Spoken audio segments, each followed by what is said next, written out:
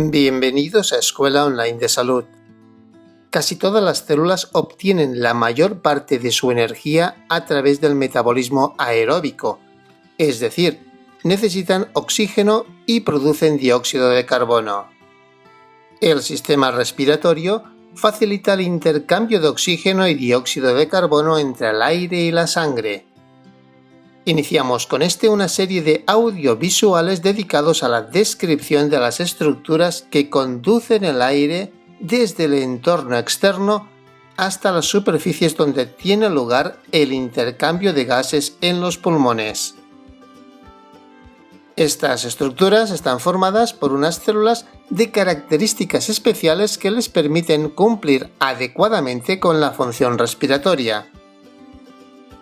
El estudio de la histología de este sistema es el objetivo de este audiovisual. Asimismo, también nos introduciremos en el estudio de la estructura de las vías respiratorias altas, es decir, la nariz y la faringe. Si quieres aprenderlo, quédate aquí conmigo.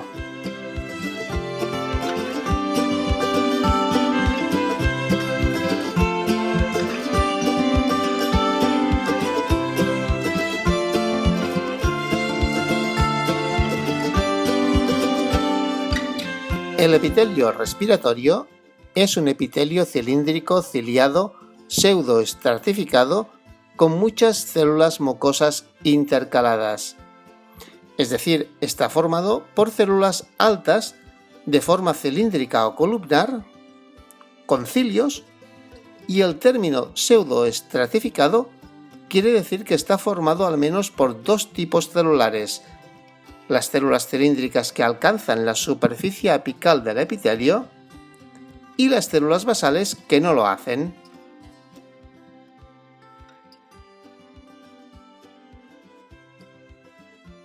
Este epitelio recubre todo el aparato respiratorio salvo las porciones inferiores de la faringe, las vías de conducción más pequeñas y los alvéolos. En la porción inferior de la faringe hay un epitelio escamoso estratificado que la protege frente a abrasiones y agentes químicos, puesto que no solo conduce el aire hacia la laringe, también permite el paso de los alimentos hacia el esófago. Por su parte, en las pequeñas vías distales y alvéolos nos encontramos con los neumocitos que se encargan de facilitar el intercambio gaseoso y evitar el colapso alveolar durante la expiración gracias a la secreción del surfactante o tensioactivo. Las células mucosas del epitelio y las glándulas mucosas de la lámina propia producen un moco pegajoso que baña las superficies expuestas. En la cavidad nasal, los cilios barren hacia abajo ese moco, mientras que en las vías respiratorias bajas, los cilios lo barren hacia arriba. El objetivo es llevarlo hacia la faringe, donde el moco es deglutido y expuesto a los ácidos y enzimas del estómago. El sistema respiratorio dispone de mecanismos para evitar que la contaminación del aire inspirado por patógenos o detritus dañe sus delicadas superficies. Se trata de mecanismos defensivos de filtración que evitan que las partículas mayores de 10 micras ocupen los espacios alveolares. Los rígidos pelos de la nariz, cuyo nombre fino es el de vibrisas, se encargan de evitar que entren las partículas más grandes, siendo las más pequeñas frenadas por el moco de la nasofaringe. La cavidad nasal está revestida por una membrana mucosa rica en vasos sanguíneos.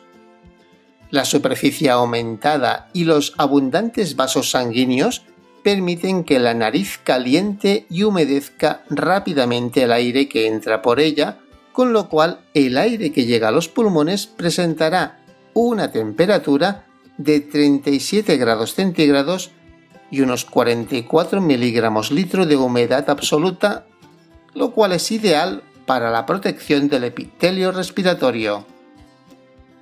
Esta importante función defensiva de filtrado y acondicionamiento del aire inhalado tiene lugar en toda la zona de conducción del aparato respiratorio, pero los cambios más importantes se producen en la cavidad nasal.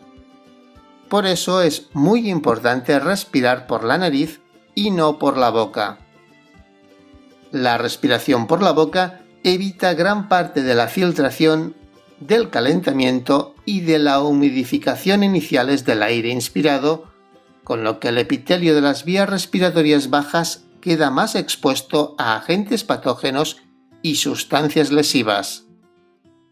La nariz es la principal vía de entrada del aire al aparato respiratorio. Estructuralmente puede dividirse en una porción externa y una porción interna. La porción externa es la parte de la nariz visible en la cara y está formada por una parte superior ósea compuesta por los huesos frontal, nasales y maxilar, y una parte inferior o cartilaginosa compuesta por el cartílago nasal lateral y los cartílagos alares mayor y menor. En la parte más inferior se encuentran dos aberturas denominadas narinas, que son los orificios o fosas nasales, las cuales están separadas por el tabique nasal, compuesto en su parte cartilaginosa por el cartílago nasal septal, mientras que en su parte ósea está compuesto por la fusión de la lámina perpendicular del etmoides y el hueso vómer. Si nos introducimos a través de los orificios nasales, llegamos al vestíbulo, rodeado de cartílago, el cual da paso a la porción interna de la nariz, que es la denominada cavidad nasal, la cual se divide en una región inferior grande, denominada región respiratoria, y una región superior, que es más pequeña y que corresponde con la región olfatoria. Cuando el aire ingresa en las fosas nasales, primero pasa a través del vestíbulo, el cual está cubierto de pelos gruesos que se encargan de filtrar las grandes partículas de polvo. Estos pelos gruesos, como ya hemos dicho antes, se denominan vibrisas.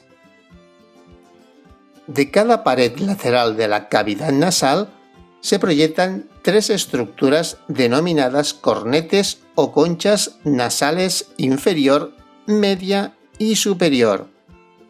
Entre estos cornetes se localizan unos espacios denominados meatos inferior, medio y superior, por donde fluye el aire que es inspirado, produciéndose una turbulencia que lleva las pequeñas partículas aerógenas en contacto con el moco que recubre la cavidad nasal. Esta turbulencia proporciona un tiempo extra para que el aire se caliente y humedezca gracias a la rica irrigación de la mucosa de esta cavidad.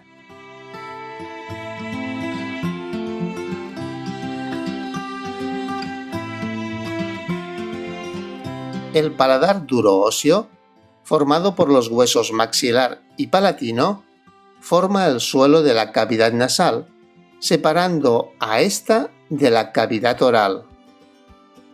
Un paladar blando carnoso se extiende en dirección posterior, marcando los límites entre la nasofaringe y el resto de la faringe. La faringe es un conducto en forma de embudo de unos 13 centímetros de longitud y que conecta nariz, boca y garganta. Se divide en tres regiones: la nasofaringe, la orofaringe, también denominada bucofaringe, y la laringofaringe, también denominada hipofaringe. La nasofaringe va desde donde finaliza la cavidad nasal, que es el espacio que forman las denominadas coanas, hasta el límite posterior del paladar blando. En su pared posterior alberga la amígdala faríngea o adenoides, que es una masa de tejido linfoide con claras funciones defensivas frente a patógenos. En su parte media hay una apertura hacia el conducto auditivo que le permite intercambiar pequeñas alícuotas de aire con las trompas auditivas para equilibrar la presión de aire entre la faringe y el oído medio. La nasofaringe está compuesta de epitelio cilíndrico pseudoestratificado y ciliado, cuyos cilios desplazan el moco hacia la parte inferior de la faringe. La orofaringe o bucofaringe se extiende entre el paladar blando y la base de la lengua hasta la altura del hueso hioides.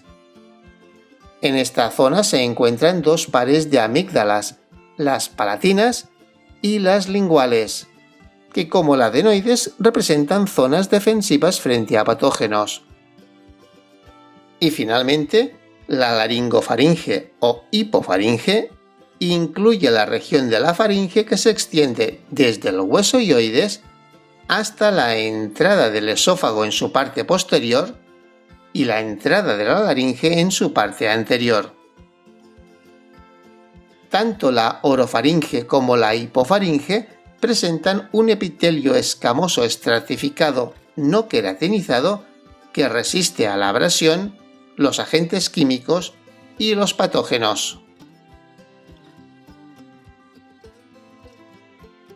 Bien, espero que te haya quedado clara la histología del sistema respiratorio, así como estos mecanismos de defensa respiratoria que tienen lugar especialmente en las vías respiratorias altas y cuya descripción también espero que te haya quedado clara. En el próximo audiovisual continuaremos con el estudio de la anatomía del sistema respiratorio, en concreto de aquellas estructuras que conforman las vías respiratorias bajas, es decir, la laringe, la tráquea y los bronquios. Si quieres aprenderlo, ya sabes, sígueme.